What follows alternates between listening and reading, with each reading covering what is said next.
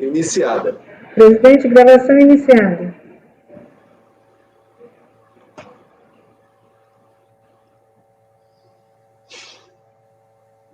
Esse bloco de gravação agora que nós reiniciamos é para acabar de julgarmos os recursos que ficaram pendentes na manhã do dia 20, hoje.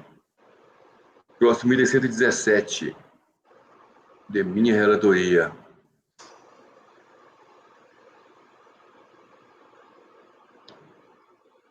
Recorrente Pitangueiras, interessado Fazenda. Relatório. Trata-se de recurso especial de divergência interposto pelo contribuinte contra quórum 38.01.004.607 da primeira turma especial. Ementa. Não cumulatividade, gastos com bens e serviços, insumo. Gastos com bens e serviços não efetivamente aplicados ou consumidos na fabricação ou produção de produtos destinados à venda ou na prestação de serviços ou que não estejam amparados por expressa disposição legal não dão direito a créditos para PIS/COFINS. Teve embargos de declaração rejeitados. Em seu recurso, inicialmente, não foi dado seguimento. Aí, depois do agravo, não foi dado seguimento. Aí, a decisão foi mantida em um primeiro agravo. Aí, depois, temos um segundo agravo, que foi admitida. A discussão quanto ao conceito de insumo para fins de tomada de crédito da contribuição social não cumulativa, defendendo o contribuinte que deve corresponder a qualquer custo ou despesa necessário à atividade da empresa, que é a tese do IRPJ, né? Eles pedem. Então, aqui não teve insumo por insumo, vocês vão ver, teve só uma disponibilidade geral. Preenchi todos os requisitos, conheço do recurso. No mérito, aí eu vou explicar aquela teoria que eu sempre coloco, comparando IPI com RPJ, não vou ler tudo, não. Cabe-nos, então, à vista dessa conceituação, passar a análise do caso concreto, nos deparando com o atacado na manifestação de conformidade, que é, de fato, que a fiscalização não ter especificado quais foram os itens da glosa, limitando-se a trazer uma planilha, a folha 093, com valores declarado e ajustado. A totalidade dos créditos aproveitados pelo contribuinte está na planilha de relação das notas fiscais de aquisição de insumos e serviços. Pessoas jurídicas com fins, é uma planilha na página 80. Sendo que, em sua maioria, prestação de serviço de transporte de cana-de-açúcar, havendo também serviços de mecanização agrícola, óleos lubrificantes, energia elétrica e alguns produtos químicos. Então, não foi feita uma planilha, né? O contribuinte só tinha algumas notas fiscais. O contribuinte também traz uma nota fiscal de aquisição de uma torre de processamento de massa, folha 082, e o cálculo dos créditos para a contribuição de PIS/COFINS sobre os embargos de depreciação, que é o correto. No recurso voluntário, há um tópico intitulado do combustível lubrificante, cultivo e transporte da cana-de-açúcar, que diz o seguinte, em relação às despesas de depreciação.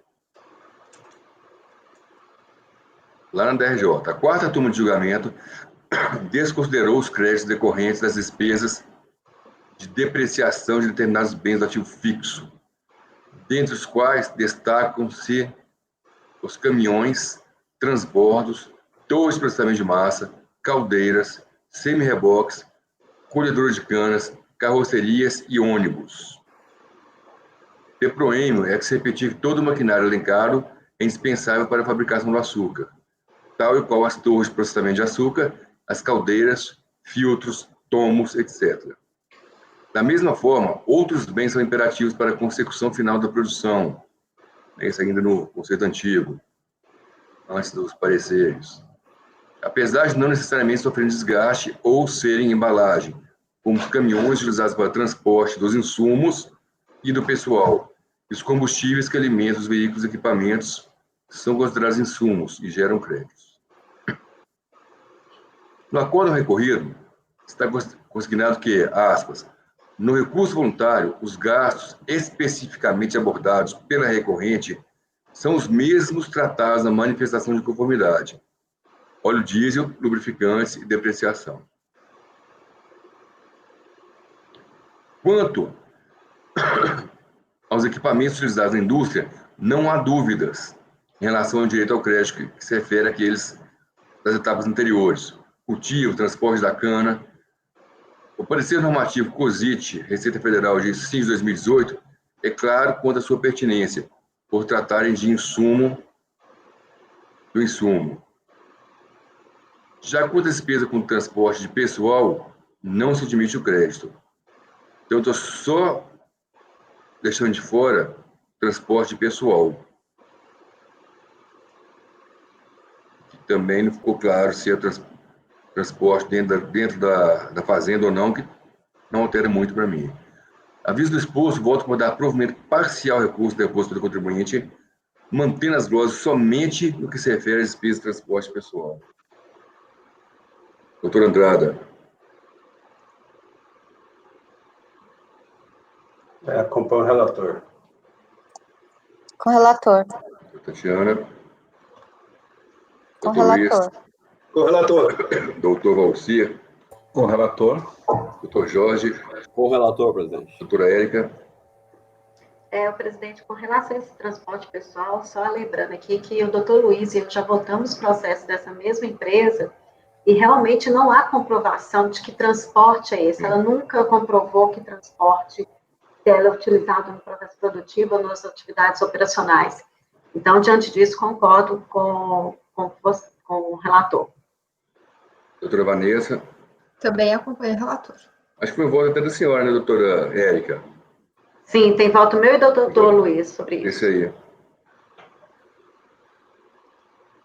Então, por unanimidade de votos, deu-se provimento parcial ao recurso especial interposto pelo contribuinte, mantendo as glosas somente no que se refere às despesas com transporte pessoal. Isso se repete para itens 118, 119, 120, 121, 122, 123, 124, 125, 126, 127, 128, 128.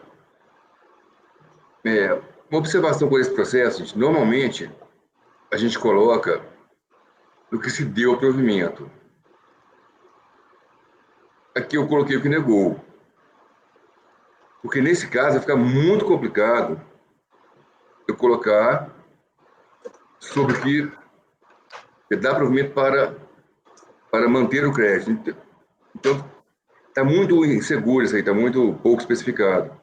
Então, eu mudei um pouco a lógica e coloquei o que não deu, mantendo a glosa somente. Justificado. Okay? Bem justificado, presidente. Bem justificado.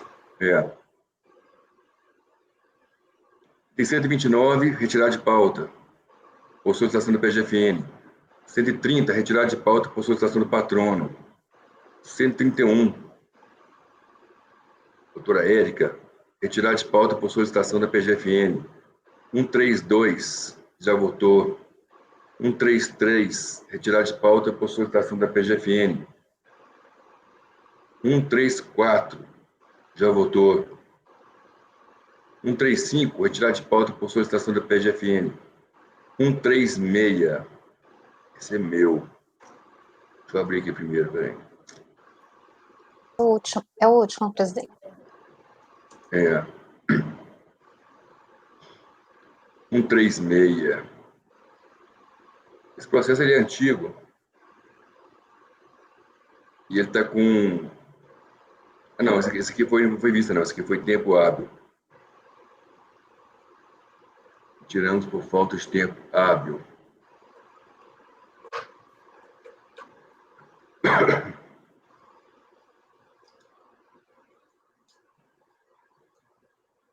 Espera que eu vou aumentar a página aqui. É uma matéria, acho que já conhecida. Matéria altamente conhecida e altamente polêmica. Desde que eu entrei no CARF. Relatório. Trata-se de recurso especial interposto pela Fazenda contra quórum 203.10.107/2005. Em 15 anos somente, que foi julgado o acordo recurso voluntário.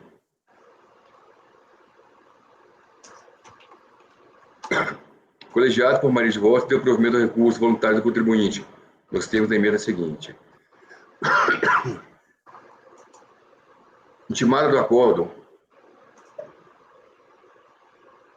a Fazenda interpôs recurso especial, suscitando divergência quanto à exclusão dos valores transferidos para outras pessoas jurídicas, veículos de comunicações e outros, por conta da contratação de serviços complementares às atividades de publicidade e propaganda realizadas pelo contribuinte. No seu recurso, a Fazenda alega, em síntese, que a base de cálculo da CONFINS cumulativa, como no presente caso, é o faturamento mensal da pessoa jurídica, assim entendido o total de suas receitas operacionais, conforme artigo 2º e 3º da Lei 9.718. No julgamento do RE 390.840, o ministro Aires Brito definiu que o faturamento é igual à receita operacional, exclusivamente correspondente aos ingressos que decorrem da razão social da empresa e de sua finalidade institucional. No presente caso, trata-se de uma agência de publicidade. Assim, a contratação de serviço com empresas de comunicação para veiculação de propaganda, peças publicitárias e seus anunciantes encontra-se inserida dentro das atividades do objeto social.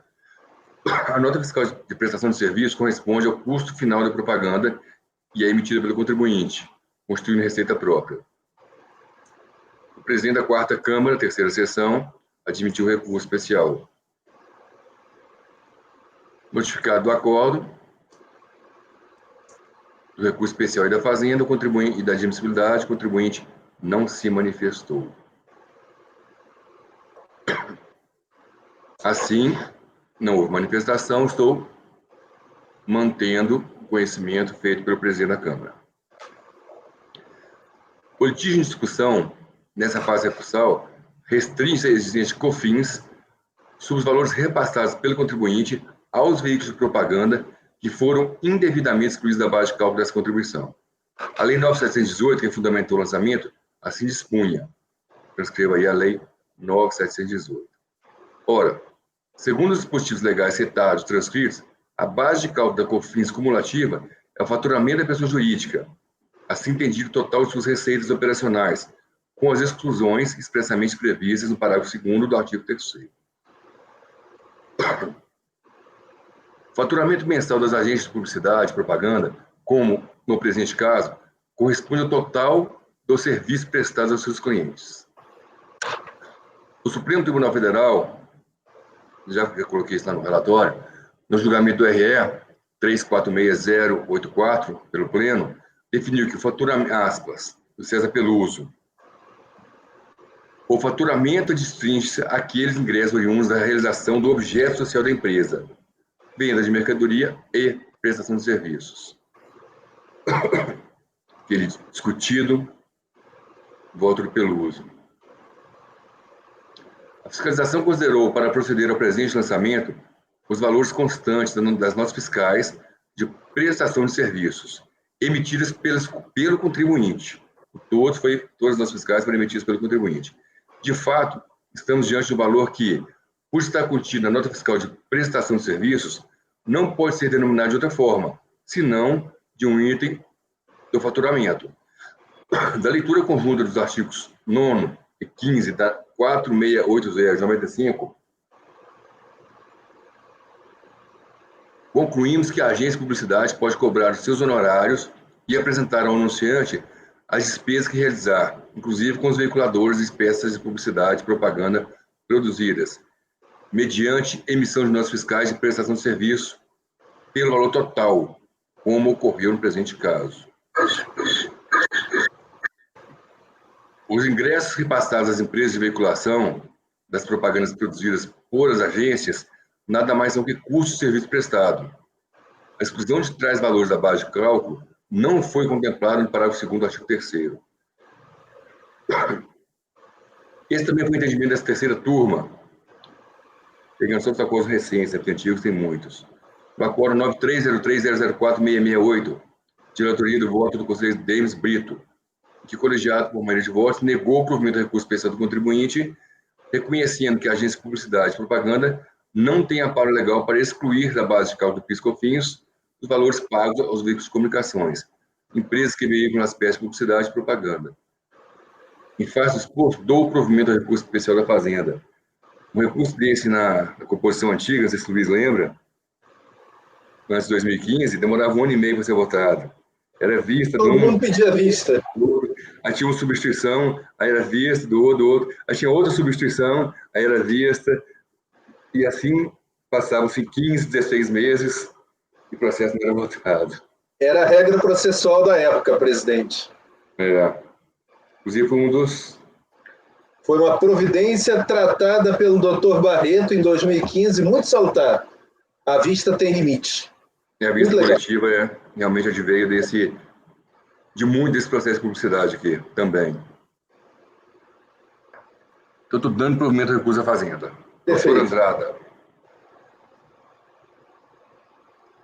Concordo, presidente. PIS e COFINS do regime cumulativo, você não tem como possibilidade de excluir despesas, né? Custos. Tá? Eu considero isso aí como custo da atividade da publicidade, da propaganda. Eu acompanho o relator. Doutora Tatiana. Bom, como isso não está vinculado com a atividade fim, né, eu peço vênia para abrir divergência. Eu acho que essa discussão é muito acirrada aqui no CARF, então eu concordo com o entendimento do acórdão recorrido, né. Presidente, minha posição sempre é de tentativa de simplificar a análise para poder ir no âmago da questão. Olhe para quem contratou com a agência de publicidade. Essa pessoa não está contratando com aqueles terceiros. Essa pessoa, ela tem uma relação com a agência e só com ela. Eu entenderia que haveria um consórcio, cada um responsável pela sua empresa, caso o cliente tivesse contratado com cada uma e uma delas ele tivesse contratado o serviço de gerenciamento. Não foi isso. Se ele não gostar de alguma coisa, ele vai reclamar com o contribuinte, a agência. Então, para mim, isso é claro e ondulante. É custo da agência. Ela não pode dizer que é receita de terceiros. É muito simples a minha linha de raciocínio. Se o cliente tivesse contratado com cada uma, estava tudo certo. Cada um tem sua receita. Ele contratou só com a agência. Então, não tem jeito de pensar diferente. É custo. Senão, assim, todo mundo começava a terceirizar seus empregados e começava a dizer, cada um está faturando em separado e eu não pago mais PIS e COFINS. É como voto. Acompanhe, presidente. Doutor Valcia. Com o relator. Doutor Jorge. Eu acho que foi essa linha de raciocínio que nós seguimos naquele processo da CVC, presidente, embora a natureza jurídica da empresa fosse outra. Então, entendo perfeitamente correto e acompanho, presidente. Doutora Érica. Eu acompanho a divergência, eu entendo a mesma coisa que o acordo recorrido aqui. Doutora Vanessa. Presidente, esse caso, a gente já votou caso semelhante em que eu fui a relatora no 9303004609. Até na época, quem fez o voto vencedor foi o doutor Júlio César, que era conselheiro. Eu acompanhei a divergência, já era meu entendimento lá. E uma das questões, só que eu coloquei no voto, relembrando agora, é que essa forma de contratação do anunciante contratar agência de publicidade, que contrata o veículo, está nas normas padrão da atividade publicitária. Então, parece ser uma prática comum no setor, né? Não que isso pode se argumentar, mas isso não é oponível ao fisco, mas meu argumento aqui é para demonstrar que essa é a forma de se fazer essa negociação e que, portanto, eu entendo que não é um faturamento do veículo, né, no caso, da agência de publicidade, desculpa. Então, com os mesmos argumentos utilizados no Acórdão 9303-004-609, embora tenha ficado vencida, eu acompanho a divergência. Economicamente, eu posso até concordar com a senhora. É quase um caso parecido com os tributos indiretos. Isso. Economicamente, trata-se de um modo. Quem paga o contribuinte, mas juridicamente, quem está responsável aqui é o contribuinte que tem uma relação contratual com o contratante. Esse foi o meu voto. O resultado, então, fica por maioria de votos, deu-se provimento ao recurso, vencidas as conselheiras Tatiana, Érica e Vanessa. Esse assunto é tão polêmico, gente, que a maioria dos votos que vem das turmas ordinárias vem com ganho por contribuinte. Não sei como é que está agora, mas normalmente o recurso é da Fazenda, nesse tipo de caso, Sim. da Câmara Superior. Sim, eles até Então, invocam o dispositivo do regulamento de imposto de renda, que eu estava vendo aqui. Não, tem lei de agência, um monte de coisa, guia a contrapartida. Mas então vou proclamar o resultado novamente. Até essas leis da agência eu citei também naquele acórdão que eu fui relatora. Sim, eu lembro que a senhora citou essa lei.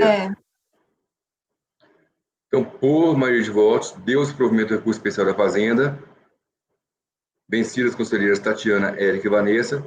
Esse foi o item 136, recorrente Fazenda, interessado Casa Blanca.